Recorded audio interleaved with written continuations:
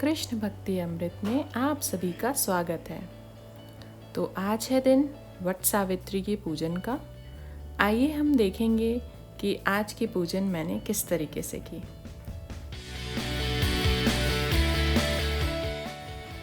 हमारे बाल गोपाल भी नहाकर तैयार हो चुके हैं। आप भी उनका यहाँ पर श्रृंगार दर्शन कर सकते हैं।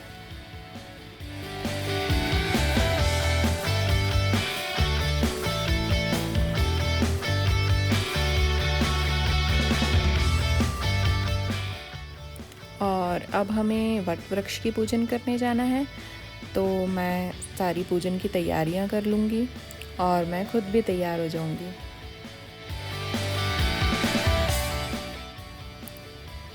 यहाँ मैं अपने पैरों को सजा रही हूँ। मैंने अपने पैरों में पहले हल्दी घोल के लगाई, फिर उसके ऊपर आलता, और हाथों में ये मेहंदी मैंने रात में ही लगा ली थी।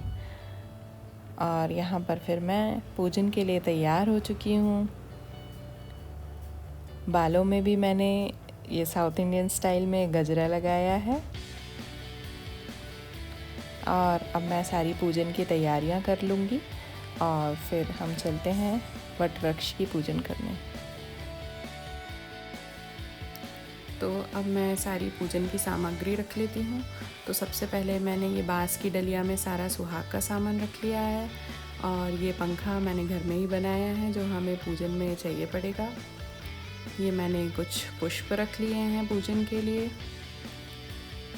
और ये रखे हैं मैंने कुछ पान के पत्ते जिस पर मैं भोग लगाऊंगी। ये मैंने रख ली है पूजन की सुपारी और कच्चा सूत। भोग भी तैयार है और यहाँ पर मैंने सारी पूजन की सामग्रियाँ रख ली हैं।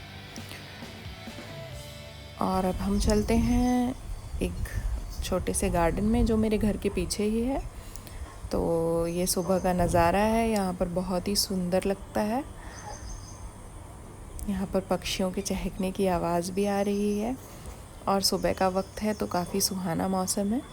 इसी गार्डन में मुझे एक वट का वृक्ष भी मिल गया है। तो आइए हम यहाँ पर वट वृक्ष की पूजन करते हैं। ये व्रत सुहागन स्त्रियाँ अपने अखंड सौभाग्य की प्राप्ति के लिए करती हैं, और ये व्रत ज्येष्ठ माह की अमावस्या को रखा जाता है।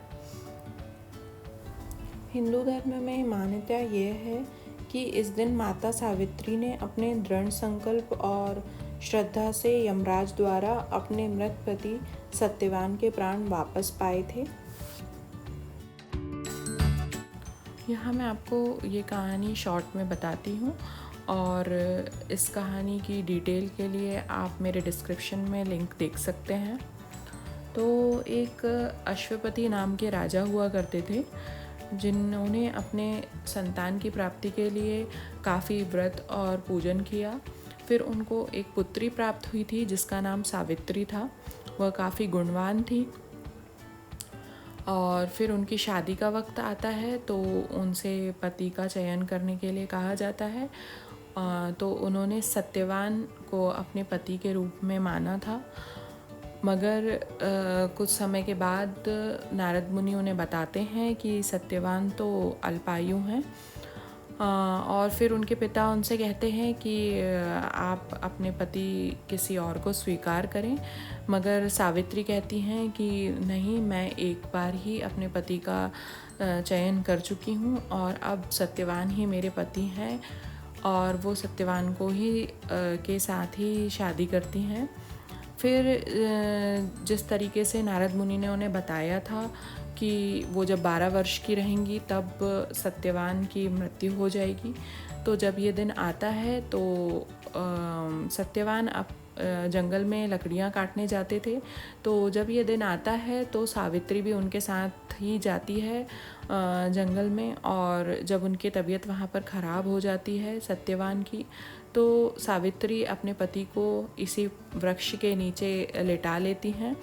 और तब जब यमराज आते हैं तो वो भी यमराज के साथ साथ चलती हैं, और यमराज उनसे पूछते हैं कि तुम्हें क्या वर चाहिए, बोलिए। तो वो सबसे पहले अपने अंधे सास ससुर की नेत्र दृष्टि मांगती हैं। फिर उसके बाद फिर यमराज उनके पति को ले जा रहे होते हैं। वो फिर उनके पीछे पीछे जाती है और फिर यमराज उनसे बोलते हैं कि क्या चाहिए सावित्री, तुम्हें मुझसे वर मांगो। तो फिर वो अपने ससुर का राजपाट, खोया हुआ राजपाट मांग लेती हैं। फिर भी यमराज आगे जाने लगते हैं तो वो उनके साथ साथ जाती हैं। फिर यमराज उनसे पूछते हैं तो वो कहती हैं कि मुझे 100 पुत्रों की प्राप्ति हो, इसका वर दीजिए। और यमराज फिर उनको यह वर भी दे देते हैं और इसी तरह उनके पति की प्राप्ति भी उनको हो जाती है। तो अब मेरी पूजन समाप्त हो गई है और यहाँ पर वक्त आता है कि मैं इस वीडियो को भी समाप्त करती हूँ। उम्मीद करती हूँ आपको पसंद आया होगा। मिलते हैं हम फिर किसी और वीडियो में, तब तक के लिए जय श्री कृष्णा।